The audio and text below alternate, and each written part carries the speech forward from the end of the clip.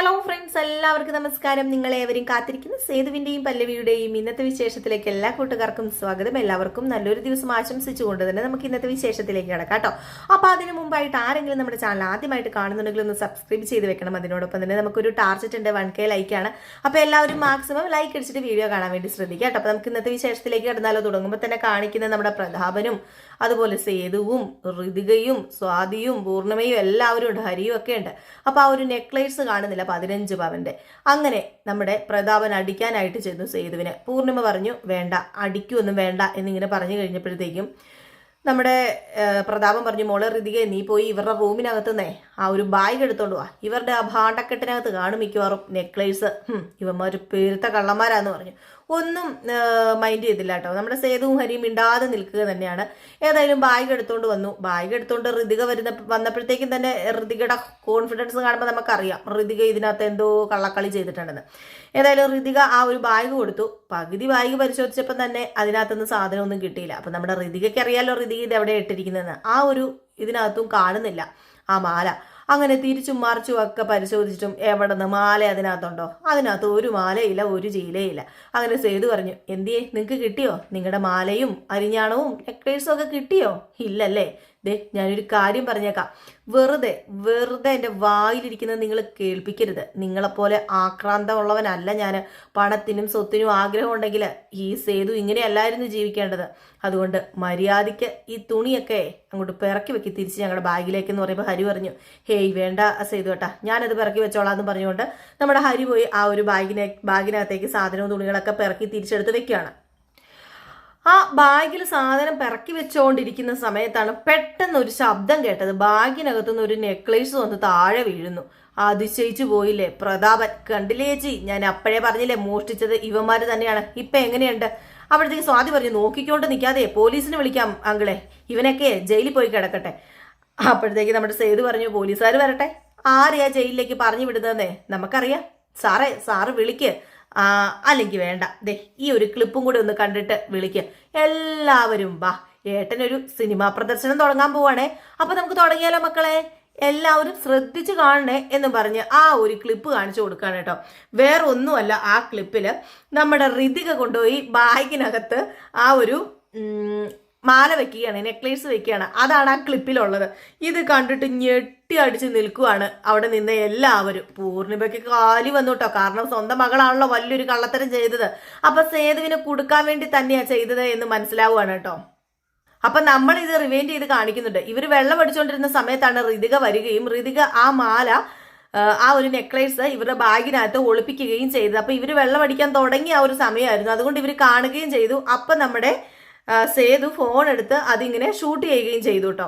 അപ്പൊ ആ ഒരു സീന് നമ്മളെ കാണിക്കുന്നുണ്ട്. ഈ സീനൊക്കെ കണ്ടു കഴിഞ്ഞിട്ട് നമ്മുടെ സേതു പറഞ്ഞു, ഇപ്പം മനസ്സിലായല്ലോ കള്ളയും ആരാണെന്ന്. നന്നായിട്ട് മനസ്സിലായി കാണൂല്ലോ. കപ്പലിലുള്ള കള്ളിയും കള്ളനും ദേ നിൽക്കുന്നു, കൈയോടുകൂടി പിടിച്ച് ഇത് പോലീസ് സ്റ്റേഷനിൽ കൊണ്ട് ഏൽപ്പിക്കുക. അല്ല, ഇത് അങ്കിളിന്റെ ഐഡിയ ആണോ?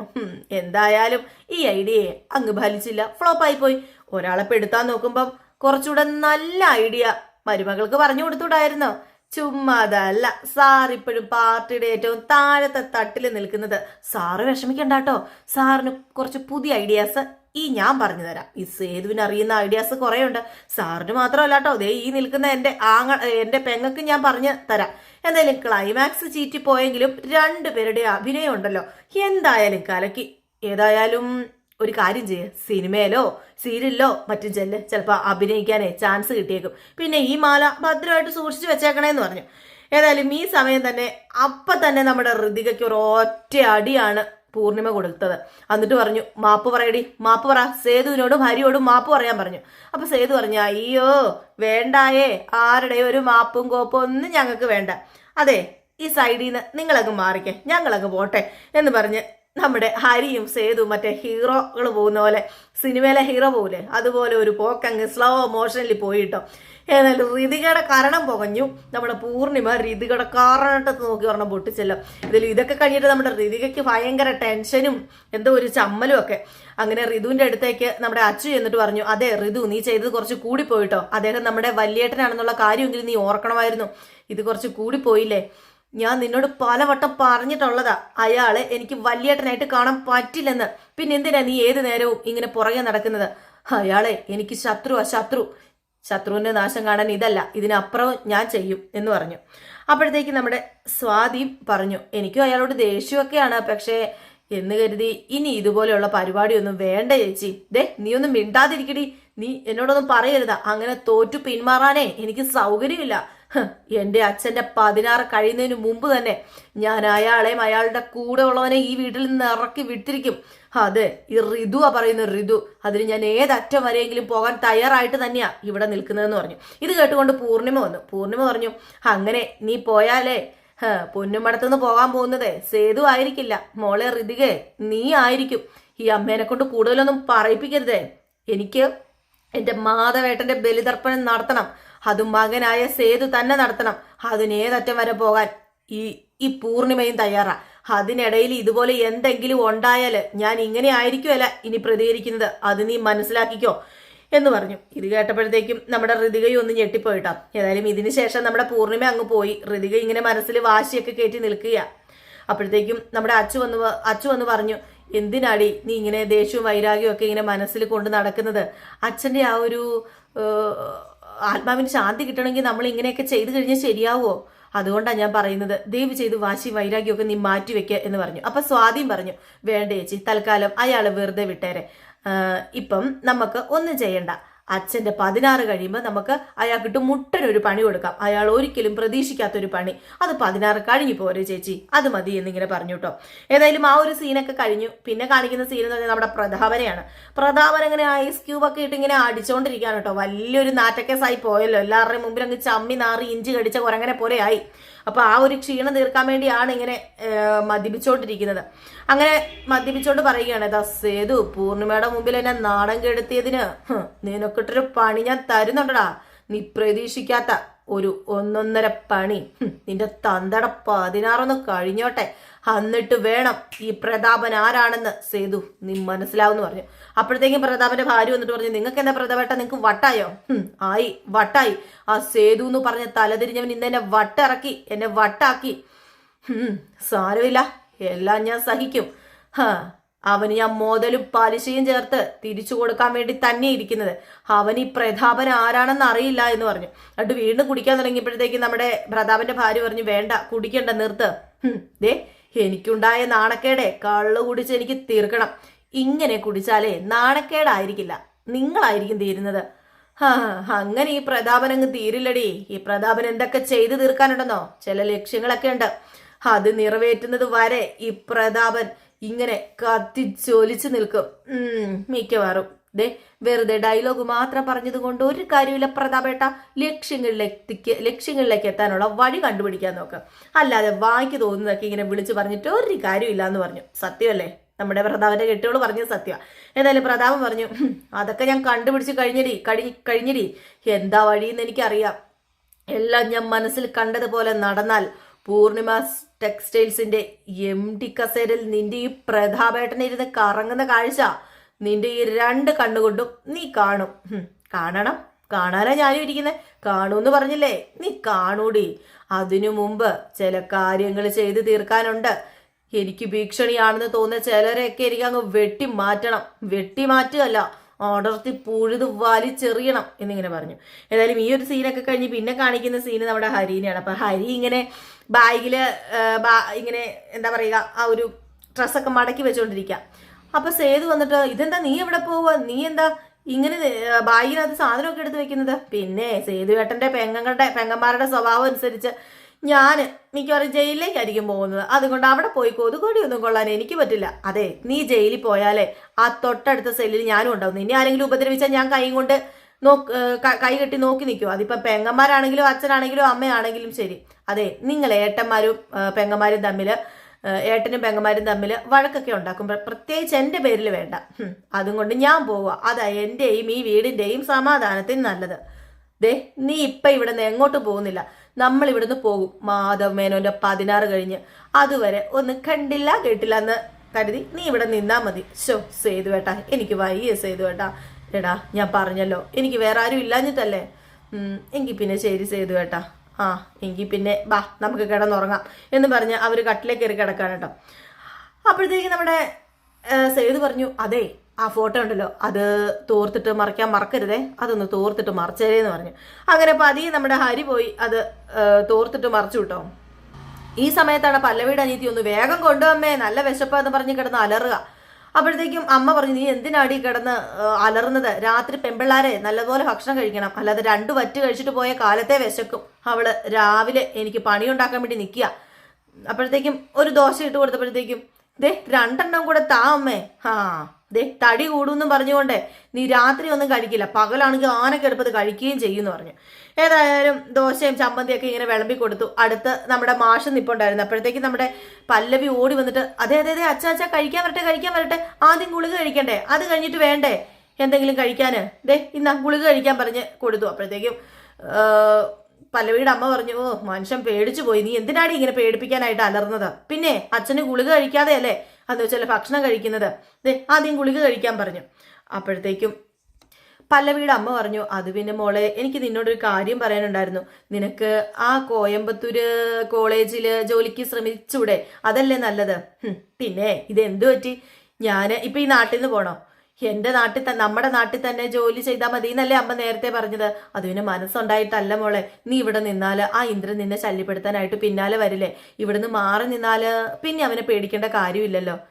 അയാളെ പേടിച്ചിട്ട് പല്ലവി എങ്ങോട്ട് പോവില്ല, പല്ലവി ഈ നാട്ടിൽ തന്നെ നിൽക്കും. അയാൾ വരട്ടെ, അയാൾ എന്താ ചെയ്യണമെന്ന് ഞാൻ ഒന്ന് കാണട്ടെ, എന്താ വേണ്ടതെന്ന് എനിക്ക് നന്നായിട്ട് അറിയാന്ന് പറയുമ്പോ മാഷ് പറഞ്ഞു, മോളെ വെറുതെ എന്തിനാ അവന്റെ കൂടെ പ്രശ്നത്തിന് പോകാൻ നിൽക്കുന്നത്, തലയ്ക്ക് വെളിവില്ലാത്തവനാ അവൻ, മോളെ ഉപദ്രവിക്കാൻ പല പരിപാടികളും ഒപ്പിക്കും. അയാൾ എന്ത് പരിപാടി ഒപ്പിച്ചാലും അതൊക്കെ ഫേസ് ചെയ്യാൻ ഞാൻ തയ്യാറായിട്ട് തന്നെ നിൽക്കുന്നത്, അയാൾ ഇങ്ങ് വരട്ടെ, ബാക്കി ഞാൻ പറയാന്ന് പറഞ്ഞു. ഏതായാലും ഇത് പറഞ്ഞിട്ട് നമ്മുടെ പല്ലവി അങ്ങ് പോയി കേട്ടോ. പിന്നെ കുറുപ്പമ്മാവനെയും നമ്മുടെ പ്രതാപനെയും കാണിക്കാനായിട്ട്. അപ്പം പ്രതാപൻ കുറുപ്പമ്മാവന്റെ അടുത്തേക്ക് ചെല്ലുന്നു. കുറുപ്പമ്മാവന്റെ അടുത്ത് ചെന്നിട്ട്, എന്താ കുറുപ്പേ പറയാനുണ്ടെന്ന് പറഞ്ഞത്, എന്താ സംസാരിക്കാനുള്ളത് പറയാൻ പറഞ്ഞു. അത് പിന്നെ വേറൊന്നുമല്ല, സേതുവിന്റെ കാര്യങ്ങൾ തന്നെ എനിക്ക് സംസാരിക്കാനുള്ളത്. അവനിപ്പം അതെ അവനെ കൊണ്ടുള്ള ശല്യം ഞാൻ എന്നേക്കുമായിട്ട് അങ്ങ് അവസാനിപ്പിച്ചോളാം. അളിയന്റെ 16 കഴിഞ്ഞോട്ടെ, അതിനു മുമ്പ് ഞാൻ അവന്റെ ദേഹത്ത് കൈവച്ച് ചടങ്ങിന് എന്തെങ്കിലും മുടക്കം വന്നു കഴിഞ്ഞിട്ടുണ്ടെങ്കിൽ അത് പൂർണ്ണിമേച്ചിക്ക് സങ്കടമാവും, അതെനിക്കിഷ്ടമല്ല. അത് പിന്നെ ഞാൻ പറയാൻ വന്നത് സേതുവിനെ കുറിച്ചുള്ള കുറ്റവും കുറവൊന്നുമല്ല, വേറൊരു കാര്യമാണ്. വേറെന്താ പറയാനുള്ളത്, അത് പിന്നെ എന്താണെങ്കിലും ഒന്ന് തെളിച്ച് കുറുപ്പേ, എന്താ ഇത്ര പറയാൻ ഇത്ര പാട്. അത് പിന്നെ വേറൊന്നുമല്ല, ഞാൻ പറയാൻ പോകുന്ന കാര്യം കേൾക്കുമ്പം എന്നോട് പ്രതാപൻ ചൂടാകരുത്. താൻ ആദ്യം കാര്യം എന്താണെന്ന് വെച്ചാൽ പറ, എന്നിട്ട് വേണ്ടേ ചൂടാകണോ കത്തിക്കണോ എന്നൊക്കെ തീരുമാനിക്കേണ്ടത്. അത് പിന്നെ മാധവന്റെ കർമ്മങ്ങൾ കഴിഞ്ഞാലും സേതു പൊന്നുമടത്തിൽ തന്നെ തുടരുന്നതല്ലേ നല്ലത്. അവൻ അന്യനൊന്നും അല്ലല്ലോ, അവന് മാധവന്റെ ചോര തന്നെയല്ലേ, മകനല്ലേ, ഏക മകൻ. അതെ ചോര നീരും അളിയന്റെ തന്നെയാ എന്ന് കരുതിയേ പൊന്നുമടത്തില് സേതുമാധവനെ വാഴിക്കുന്ന കാര്യം അത് സ്വപ്നത്തിൽ പോലും താൻ ചിന്തിക്കണ്ട. അങ്ങനെ ആരും ഇവിടെ വാഴിക്കത്തുമില്ല. എനിക്ക് ജീവനുള്ളിടത്തോളം കാലം അതിന് ഞാൻ സമ്മതിക്കില്ല. ചടങ്ങ് കഴിഞ്ഞാൽ ആ പിറ്റേ ദിവസം സേതുവിനെ ഇവിടെ നിന്ന് ഞാൻ ഇറക്കി വിടും. അവൻ പടി ഇറങ്ങിയില്ലെങ്കിലുണ്ടല്ലോ അവനെ ഞാൻ ചവിട്ടി ഇറക്കും. ആ കാര്യത്തിൽ യാതൊരു സംശയവും വേണ്ട. അല്ല പ്രതാപന്റെ ആൾക്കാരും വിചാരിച്ചാൽ അതൊക്കെ ചിലപ്പോൾ നിഷ്പ്രയാസം സാധിക്കും. പക്ഷെ അങ്ങനെ ഒരു സിറ്റുവേഷൻ സേതുവേട്ടൻ ഉണ്ടാക്കത്തില്ലായിരുന്നു. അപ്പൊ പിന്നെ നമ്മളും അതുണ്ടാക്കി വെക്കേണ്ട കാര്യമുണ്ടോ? പിന്നെ മാധവേട്ടൻ ഉണ്ടാക്കില്ലായിരുന്നു. പിന്നെ അവൻ ഇപ്പോഴും ഇറങ്ങിപ്പോകാൻ തയ്യാറാ. ഞാൻ പറയുന്ന ഒറ്റൊരു വാക്കില ഇപ്പം അവൻ ഇവിടെ നിൽക്കുന്നത്. അല്ലെങ്കിൽ പിന്നെ മാധവന്റെ ചിത കത്തിച്ച ആ ഒരു നിമിഷം തന്നെ അവൻ ഇവിടെ നിന്ന് ഇറങ്ങിപ്പോകേണ്ടതായിരുന്നു. ശരി എന്തെങ്കിലും ആയിക്കോട്ടെ. അല്ല ഇപ്പൊ എന്താ കുറുപ്പിന് വേണ്ടത്? ഇത്രയും ദിവസം പൊന്നുമടത്തില് അവൻ ഇവിടെ നിന്നതിന് എന്തെങ്കിലും കൊടുക്കണോ? എന്തെങ്കിലും വേണമെങ്കിൽ കൊടുത്തു വിടാം. എത്രയാണെന്ന് അവനോട് പറയാൻ പറ, ഞാൻ കൊടുത്തോളാം. ചടങ്ങുകൾ കഴിഞ്ഞ് കർമ്മിക്ക് കാശ് കൊടുക്കുന്ന കൂട്ടത്തില് അവന്റെ കയ്യിൽ വേണമെങ്കിൽ ഒരു കവർ വെച്ച് കൊടുക്കാം. അവിടെ തീർന്നില്ല പ്രശ്നങ്ങള്.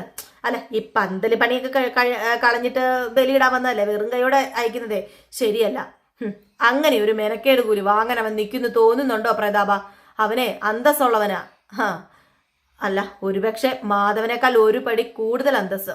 അതെ ഞാനും എന്റെ പെങ്ങളും ഒക്കെ അന്തസ്സുള്ളവര് തന്നെയാ അവനേക്കാളും.